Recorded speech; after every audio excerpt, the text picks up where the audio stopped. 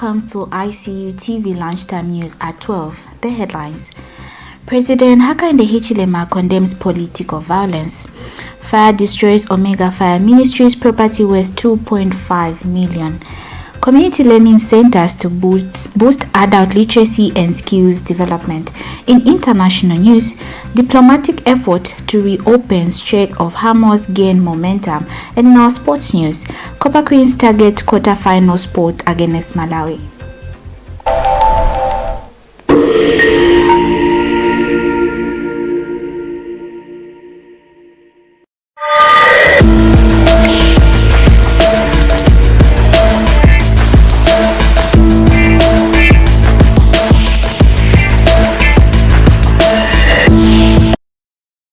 Details. My name is Ruth J. Nyirongo. President Hichilema has condemned report on politically motivated violence in some part of the country, reaffirming government's commitment to maintaining peace, upholding the rules of law and protecting democratic process. President Hichilema has warned that violence, intimidation, and lawfulness by any political parties, candidates, or supporters will not be tolerated. He has urged all political stakeholders to condemn their campaigns peacefully and responsibly within the law governing the electoral process. The president has called on citizens and political players to safeguard Zambia's peace and unity, saying a peaceful environment is important for citizens to fairly participate in the electoral process. Property worth more than 2.5 million has been destroyed after a fire swept through Omega Fire Ministry in Lusaka, Chalala area. The incident occurred around 20 hours late last night, damaging chairs, sound equipment, and other church properties. Church National Pastor Pachofa Tembo said the cause of the fire has not been yet established. Meanwhile, police spokesperson Godfrey Chilabi confirmed the incident and said investigation has been launched to establish the cause of the fire. More in the news. The Bridge Zambia project Phase 2 has commenced the construction of 2 community learning centers as part of effort to widen access to education and political skills. The project is being implemented by the Zambian National Commission of UNESCO in partnership with the Korea National Commission for UNESCO and being funded by the government of the Republic of Korea through the Korea National Commission of UNESCO. Beauty Konde has more in the following report. I am here in Chinyunyu area of Rupunsa district, where the construction of the 00 Community Learning Center is officially set to begin under the Bridge Zambia project Phase 2. The Bridge Zambia Phase 2 program, which will run from 2026 to 2030, is being implemented by the Zambia National Commission for UNESCO in partnership with the Korea National Commission for UNESCO and the Ministry of Education, with funding from the government of the Republic of Korea. The initiative seeks to expand access to quality youth and adult literacy education and vocational skills training for out-of-school youths and adults. Under the project, community learning centers will be established in Chinyunyu Rufunsa district and Makululu Kabwe district. The centers will offer adult and functional literacy, digital literacy, vocational training including bricklaying, entrepreneurship skills, and ICT-supported learning. Learners who complete vocational programs will receive TVETA-accredited certificates, improving their chances of employment and self-employment. Officiating at the event, Ministry of Education Permanent Secretary Dr. Kelvin Mambwe, represented by Director of Open and Distance Education, Ms. Ingo Tukalumiana, said the groundbreaking ceremony for the 00 Community Learning Center demonstrates the government's commitment to ensuring that every Zambian has access to education regardless of age, location, or circumstance. We officially launched the construction of 2 community learning centers. The 00 Community Learning Center here in Rufunsa district and the Makululu one, which is in Kabwe. We are here today to witness the groundbreaking ceremony of the 00 Community Learning Center, which is a demonstration and declaration of why it is important to give education to every Zambian, regardless of age, location, or circumstance. Meanwhile, Secretary General of the Zambia National Commission for UNESCO, Dr. Heather Mnajonga, said education is the most powerful investment a nation can make in its people, adding that learning does not end when someone drops out of school. She said community learning centers provide an opportunity for people to continue learning and acquire skills that can improve their lives and contribute to community development. The project is expected to improve literacy levels and expand access to lifelong learning and equip youths and adults with practical skills that will contribute to sustainable community development. Reporting for ICU TV News, I am Beauty Nkonde.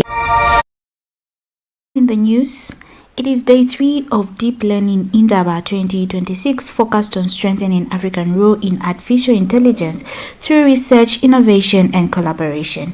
Beauty Nkonde reports. Day 3 of the Deep Learning Indaba began with a morning mentorship session where participants engaged with experts on research pathways and technical growth in artificial intelligence. The program continued with a keynote fireside chat titled Who Defines AI and Whose Interest Does It Serve, featuring Margaret Michel and Rosette Sefala.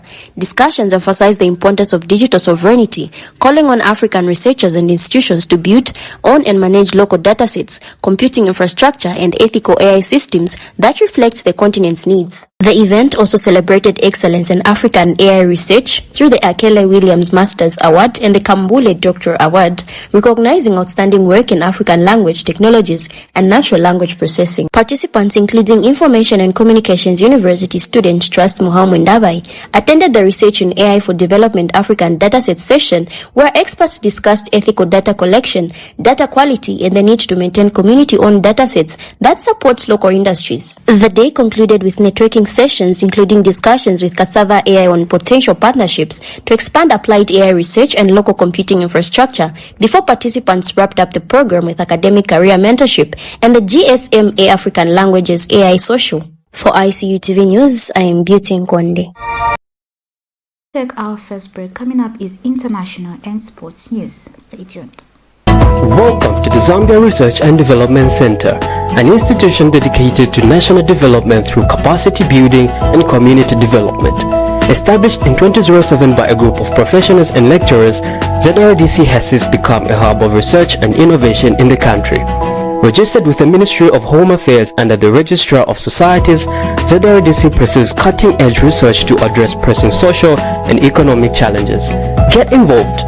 ZRDC engages in activities that stimulate international collaboration, promote knowledge sharing, and make research expertise available to decision makers. Our mission at ZRDC is to foster innovation and capacity building for national development. We believe in addressing poverty and underdevelopment through institutional and capacity building, human empowerment, and gender participation. In our quest to foster innovation and capacity building for national development, ZRDC launched the ZRDC University Sponsorship for Capacity Building and Development Program to facilitate knowledge advancement among ZRDC researchers and those intending to join the research community. Qualified Zambian citizens can pursue education at credible universities in Zambia with guaranteed prospects of joining the ZRDC research community. ZRDC engages in industrial and technological research, covering research development and innovative investigations to drive dynamic industrial development at national and regional levels. Join us at the Zambia Research and Development Center as we continue to innovate, empower, and shape a brighter future for Zambia.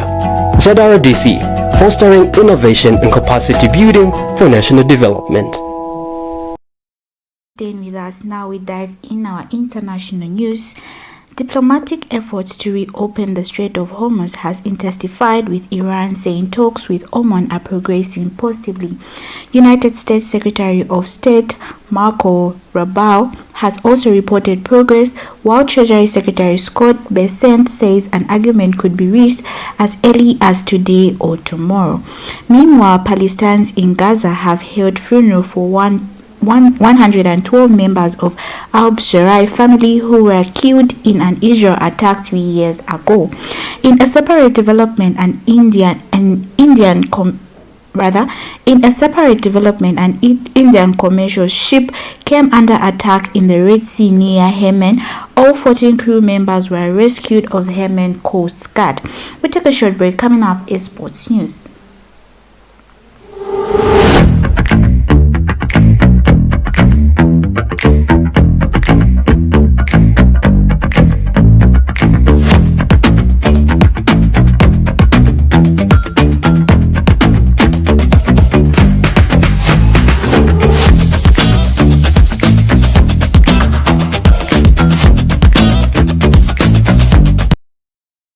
back. Now, in our sports news, the Copper Queens will face Malawi today in a decisive Group C match at the ongoing Total Energy CAF Women African Cup of Nations in Rabat, Morocco.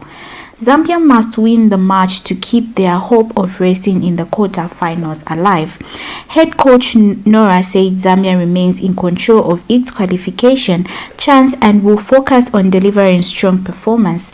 She says the August team is prepared for a tough contest against Malawi, while Rachel Kundananji is receiving treatment for a muscle sprain sustained in the previous match. Meanwhile, goalkeeper Hazel Nali said the Copper Queens understand that it is at stake and are ready to challenge. She said August the team is focused on working together and will not be influenced by previous results against Malawi as they aim to keep their WAFCON campaign alive.